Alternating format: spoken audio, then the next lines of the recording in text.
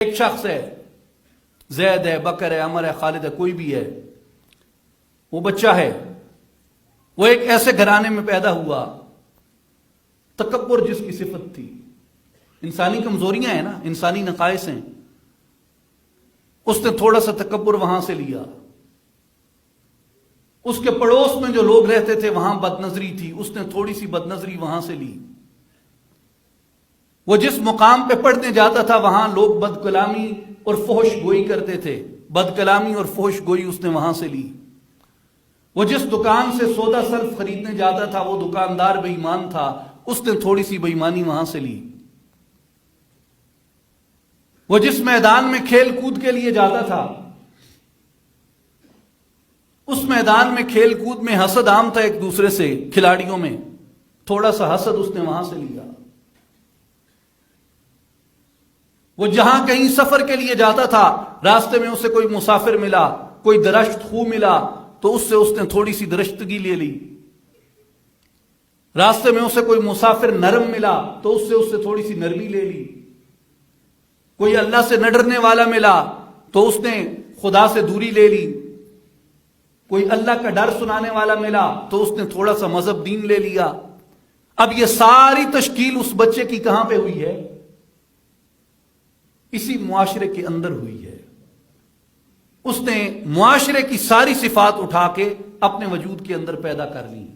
معاشرہ کیا ہے؟ گھر معاشرہ ہے، گلی معاشرہ ہے، محلہ معاشرہ ہے، کھیل کا میدان معاشرہ ہے، سکول معاشرہ ہے، دکان معاشرہ ہے، راستے معاشرہ ہیں، سڑکیں معاشرہ ہیں، راہیں معاشرہ ہیں۔ یہاں سے اس نے سارا کچھ اکٹھا کر کے اپنے اندر لے لیا۔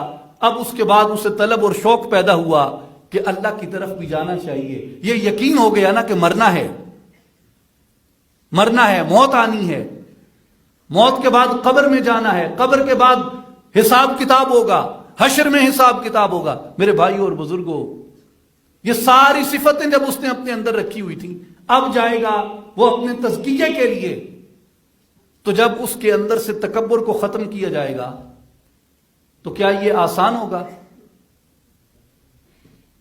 اس کے اندر سے حسد کو ختم کیا جائے گا، کیا یہ آسان مرحلہ ہوتا ہے؟ اس کے اندر سے فحش گوئی کو ختم کیا جائے گا، کیا یہ آسان مرحلہ ہوتا ہے؟ اس کے اندر سے بد نظری کو ختم کیا جائے گا، اسے روکا جائے گا، کیا یہ آسان مرحلہ ہوتا ہے؟ یعنی متکبر سے عاجز ہو جانا، کیا آپ کو نہیں لگتا کہ یہ ایک موت سے گزرنا پڑتا ہے؟ بخیل سے سخی ہو جانا، کیا آپ کو نہیں لگتا کہ اس کے لیے بھی ایک موت سے گزرنا پڑتا ہے؟ اس لیے جب انسان اپنی عادتوں کو تبدیل کرتا ہے، اب جو پہلے تھا، جو پہلے کا منظر ہے، جو کچھ اس نے معاشرے سے اٹھایا، جو غلطیاں اٹھائیں، بد نظری اٹھائی، بد کلامی اٹھائی، تکبر اٹھایا، حسد اٹھایا، جو کچھ بھی اٹھایا، یہ سارا کچھ کیا بنا اس کے لیے؟ یہ سارا کچھ اس کے لیے امارگی تھی، برائی تھی، گناہ تھے۔ اس لیے اس درجے کو صوفیاء فرماتے ہیں کہ یہ درجہ نفس امارہ کا درجہ ہے، جسے قرآن کریم نے فرمایا ہے وَمَا أُبَرِّئُ نَفْسِي إِنَّ النَّفْسَ الْأَمَّارَةُ بِالسُّوءِ إِلَّا مَا رَحِمَ رَبِّي۔ قرآن مجید اس کے لیے یہ فرماتا ہے کہ اور میں نفس کی برات کا دعویٰ نہیں کرتا، بے شک نفس تو برائی کا حکم دینے والا ہے، سوائے اس کے جس پہ اللہ نے رحم کر دیا۔ یہ نفس امارہ ہے۔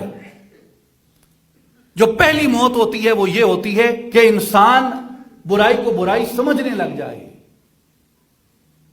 برائی کو برائی ماننے لگ جائے، برائی کی تکذیب کرے، برائی پہ ملامت زدہ ہو۔ اس سے وہ داخل ہوتا ہے لوامہ کے اندر، جہاں اس کا نفس ملامت کرتا ہے اس کے گناہوں کے اوپر، اور اس کے لیے قرآن مجید نے ارشاد فرمایا وَلَا أُقْسِمُ بِالنَّفْسِ اللَّوَّامَةِ، اور مجھے قسم ہے گناہوں پر ملامت کرنے والے نفس کی۔ اور اس کے بعد صحبت ابراہیم کے اندر، صحبت شیخ کامل کے اندر اس کا جو نفس ہے وہ ایک درجہ ترقی پا کے وہ ملہمہ کے اوپر چلا جاتا ہے. اور اس کے لیے یہ فرمایا گیا وَنَفْسٍ وَمَا سَوَّاهَا فَأَلْهَمَهَا فُجُورَهَا وَتَقْوَاهَا. اس کے لیے اللہ پاک نے فرمایا کہ اور انسانی جان کی قسم اور اسے درستگی دینے والے کی قسم، پھر اس نے اسے بدکاری اور پرہیزگاری کی تمیز سکھا دی. یعنی جب برائی اور نیکی کی تمیز پیدا ہو جاتی ہے، وہ برے کو ترک کرتا ہے، نیکی کو اختیار کرتا ہے، یہاں پہ آ کے اس کا نفس ملہمہ بن جاتا ہے. پہلے امارہ تھا، پہلی موت بندے نے پائی کہ وہ امارہ سے لوامہ میں آ گیا. پھر دوسری موت بندے نے پائی، وہ لوامہ سے ملہمہ میں آ گیا. پھر تیسری موت کیا ہوتی ہے کہ جب وہ ملہمہ سے اللہ تبارک و تعالیٰ اس کو ترقی عطا کرتا ہے اور پھر خوشخبری دیتا ہے یا ایھا النفس المطمئنہ، اے وہ لوگوں جنہوں نے اپنے نفس کو مطمئن کر لیا، ارجعی الی ربک راضیۃ مرضیہ، اپنے رب کی بارگاہ میں لوٹ آؤ، تم نے اسے راضی کر لیا، وہ تم سے راضی ہو گیا.